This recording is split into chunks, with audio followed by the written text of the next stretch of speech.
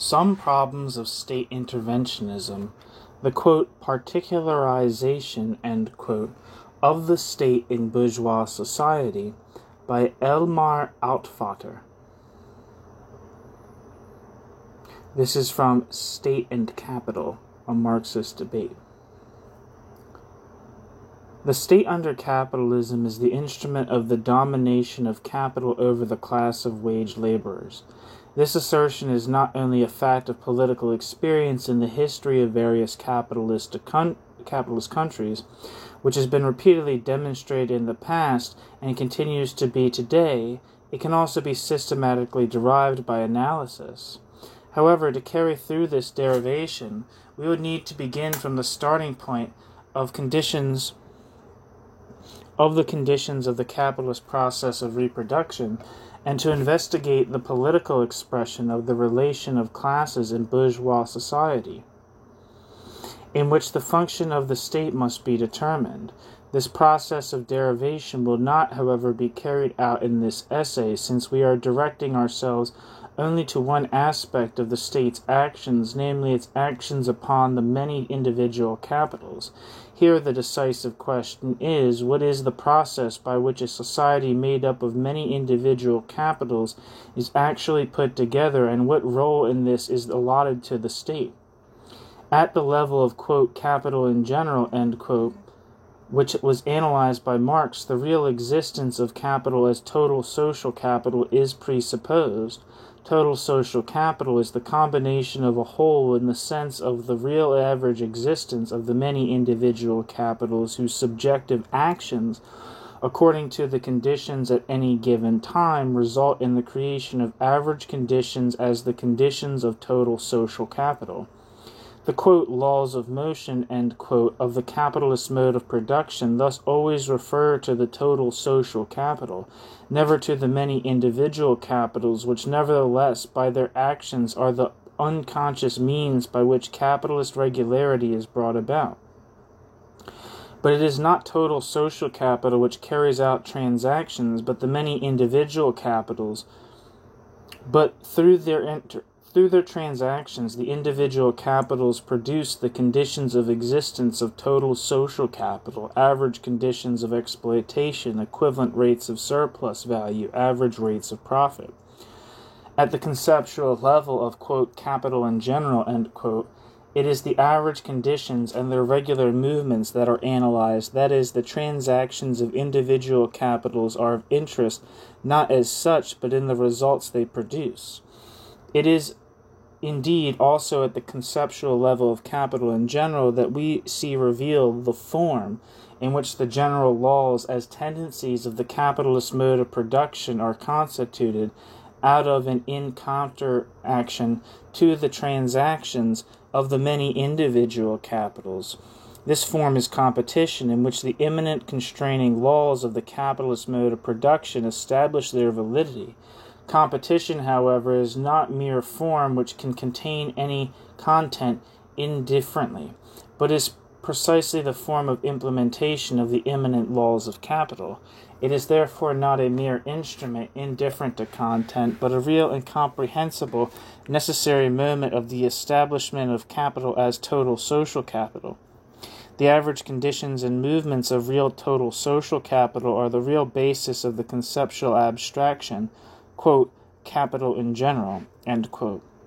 In the realm of competition, capitals can only become total social capital to the extent that the individual capitals really relate to each other, but this they can only do to the extent that they act capitalistically, that is, as surplus value producing capitals. However, not all social functions can be carried out in this sense capitalistically.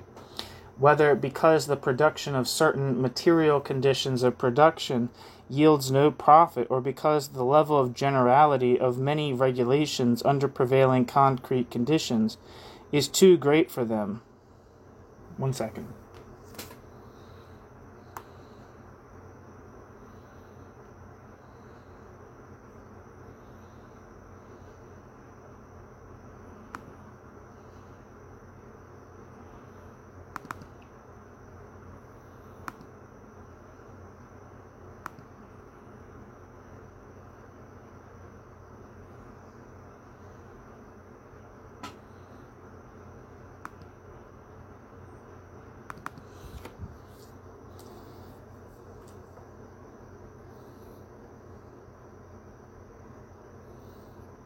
son of a bitch.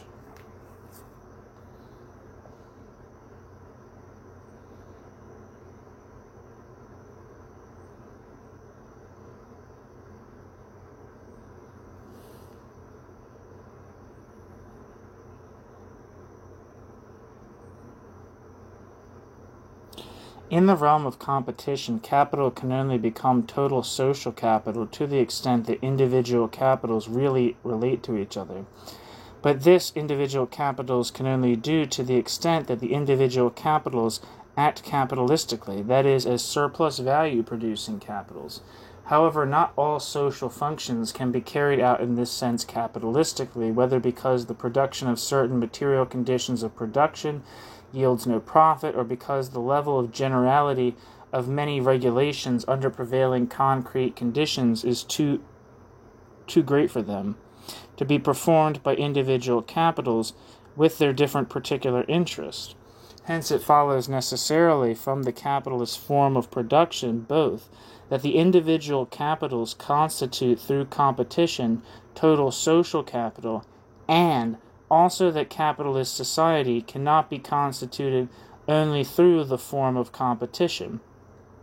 The reason for this lies in capital itself, since the specific form of social relations, the exchange of commodities, and the production of capital only permits certain relations to occur provided their production is profitable, or on the other hand requires them to be produced on a scale and under conditions which threaten the existence of the whole of society, e.g. the destruction of the natural resources of a society, quote, the environment, end quote, as a topical example. Therefore, capital cannot itself produce through the actions of the many individual capitals the inherent social nature of its existence. It requires as its base a special institution which is not subject to its limitations as capital, an institution whose transactions are not determined by the necessity of producing surplus value, an institution which it is in this sense a special institution, quote, alongside and outside bourgeois society, end quote, and an institution which at the same time provides on the undisputed basis of capital itself the imminent necessities that capital neglects. Consequently, bourgeois society produces in the state a specific form which expresses the average interest of capital. The state cannot be grasped, therefore, merely as a political instrument, nor as an institution set up by capital, but only as a special form of establishment of the social existence of capital, alongside and outside competition, as an essential moment in the social reproduction process of capital.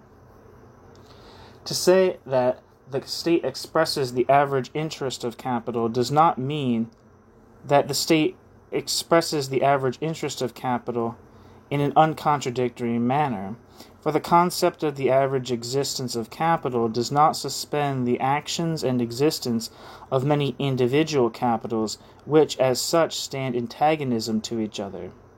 These antagonisms between the individual capitals are not suspended by competition, nor are these antagonisms attributable to competition or to the, quote, anarchy of the market, end quote, in which they appear, nor can the state eliminate them. In this sense, the state is therefore never a real material total capitalist, but always only an ideal or fictitious total capitalist. This is the content of the category of the, quote, particularization of the state, end quote, of the, quote, doubling, end quote, of bourgeois society into society and state. From this we can now draw an important conclusion. The state does not replace competition, but rather runs alongside competition, and as regards the law of value, which conceptually expresses the immanent laws implemented by competition, this does not mean its replacement or even its suspension, but rather its corresponding modification.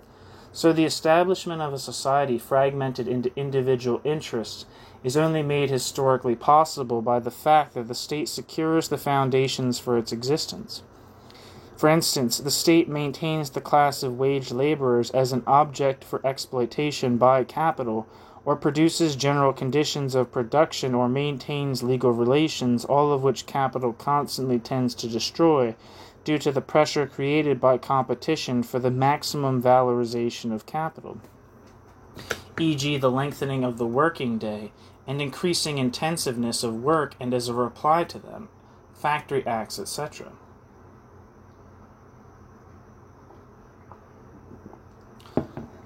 Or, on the other hand, there are foundations for its own existence which capital cannot itself produce, since the conditions of production imply a necessity for non-capitalist production, which is so for a large part of the general material conditions of production. Thus the state takes on functions for the preservation of capitalist society. The state is able to take on functions for the preservation of capitalist society precisely because, as a special institution alongside and outside bourgeois society, the state is not subjected to the necessities of the production of surplus value, as is any individual capital, however large that capital may be.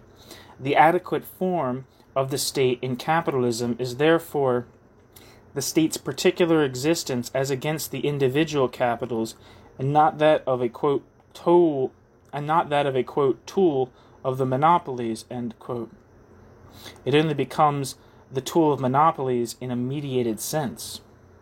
What then are these functions which the state assumes inside capitalist society due to the impossibility of their being performed by individual capitals? There are essentially four areas in which the state is primarily active, namely 1. The provision of general material conditions of production, quote, infrastructure, end quote. 2. Establishing and guaranteeing general legal relations through which the relationships of legal subjects in capitalist society are performed. 3. The regulation of the conflict between wage labor and capital, and if necessary, the political repression of the working class, not only by means of law, but also by the police and army. 4. Safeguarding the existence and expansion of total national capital on the capitalist world market. While all these functions may be called general characteristics of the bourgeois state, they nevertheless develop the historical basis of the accumulation of capital.